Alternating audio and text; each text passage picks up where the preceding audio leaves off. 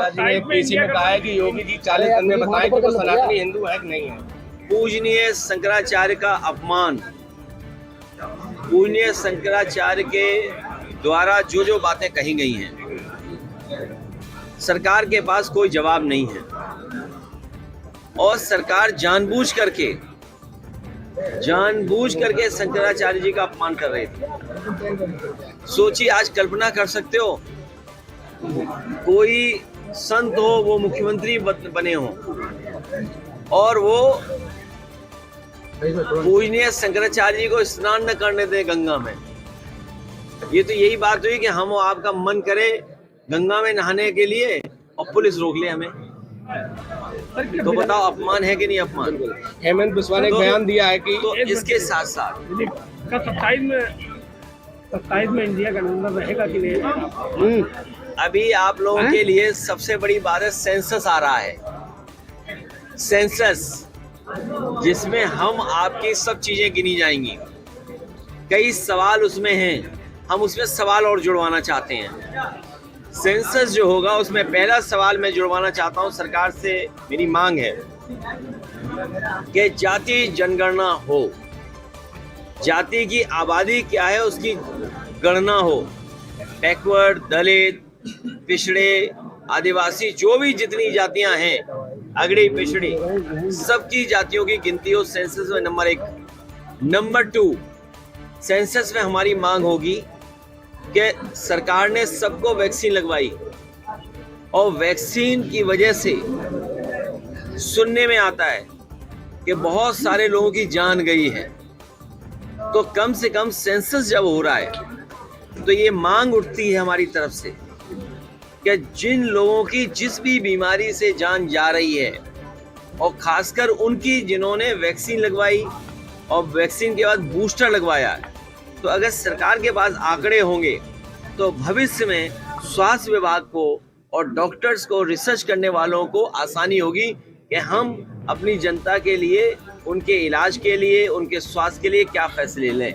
हेमंत बिस्वा ने एक बयान दिया है कि मुसलमानों को तकलीफ पहुंचाओ, अगर मुसलमान रिक्शा वाला 5 रुपए मांगे तो उसको 4 रुपए दो। अब वो क्यों कर रहे हैं? क्योंकि वो चुनाव आ गया है वहाँ और चुनाव आने से चुनाव में बंटवारा चाहते हैं। बहुत सारे लोग नहीं जानते होंगे, पुराने लोग ये बात जानते होंगे। आसाम और नॉर्थ ईस्ट के इलाके को डॉक्टर राम मनोहर लोहिया और समाजवादी नेता चाहते थे कि वो क्षेत्र हमसे जुड़ाव महसूस करे।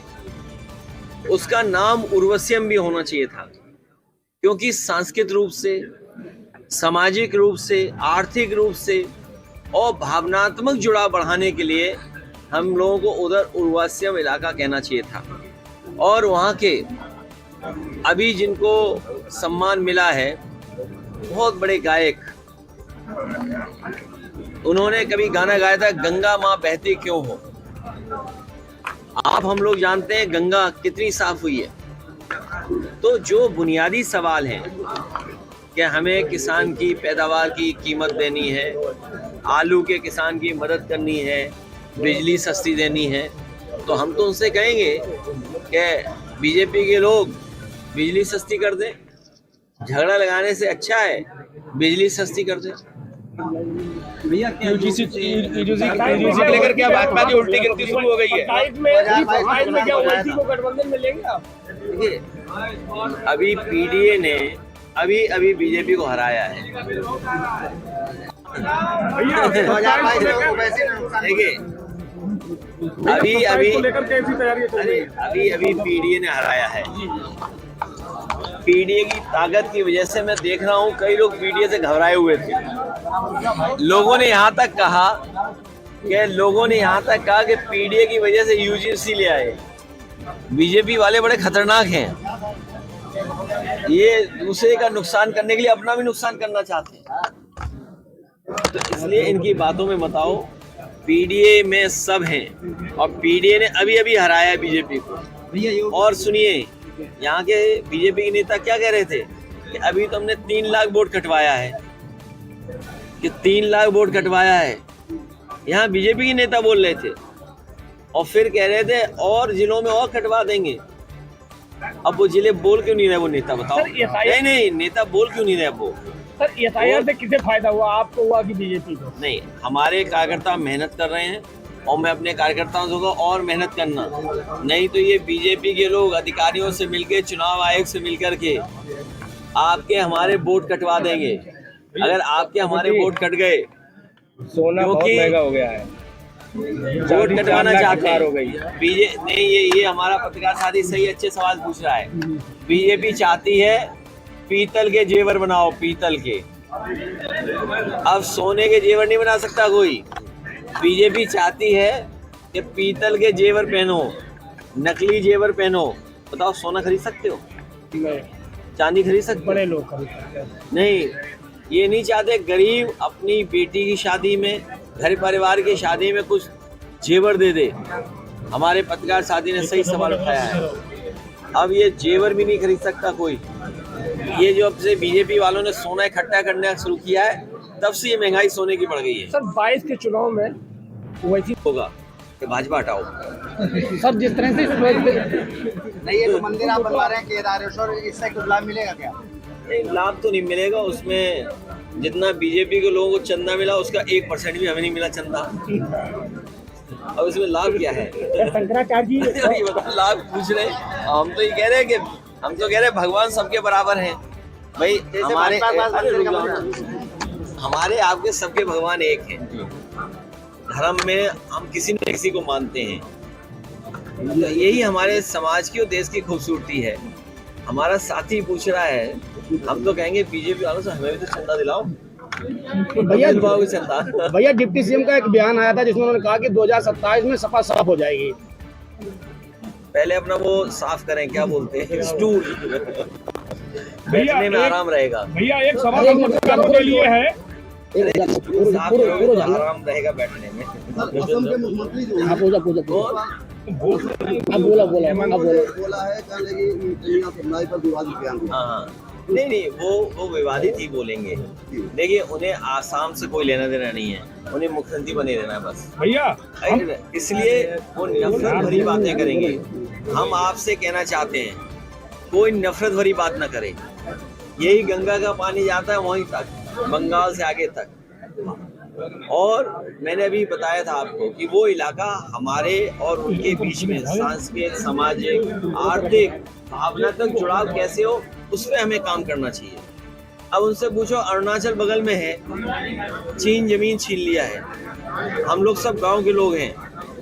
बताओ, कोई मेड़ काट सकता है बगल का खेत? किसान झगड़ा हो जाएगा।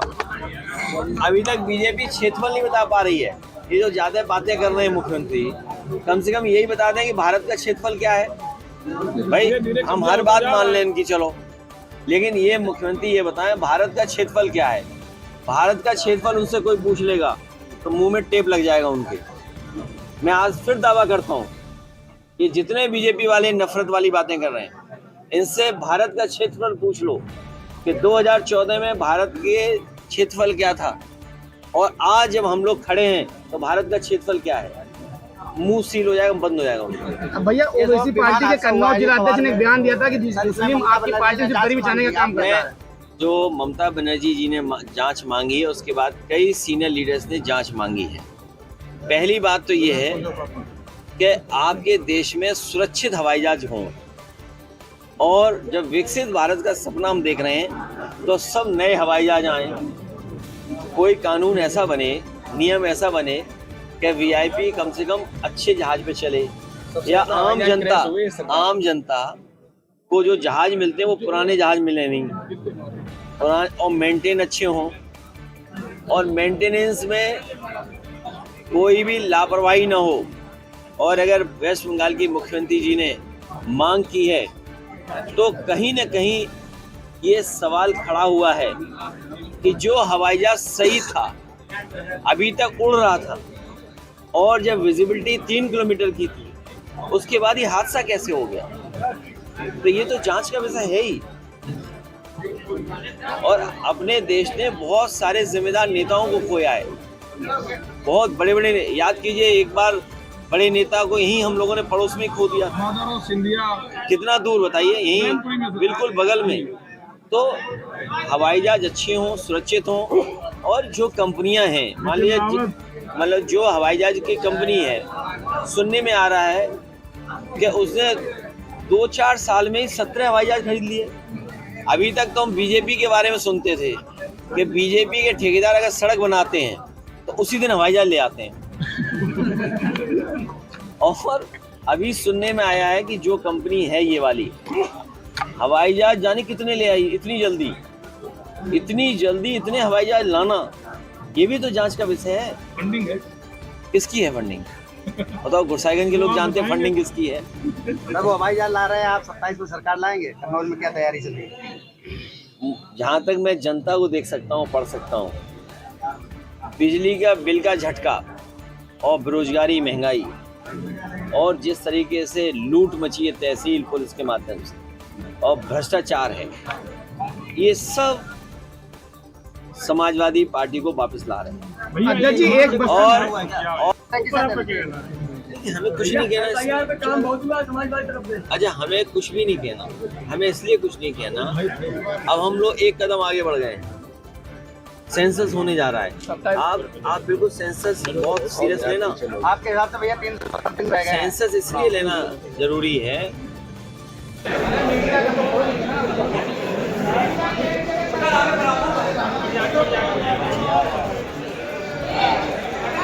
क्या मतलब लोगे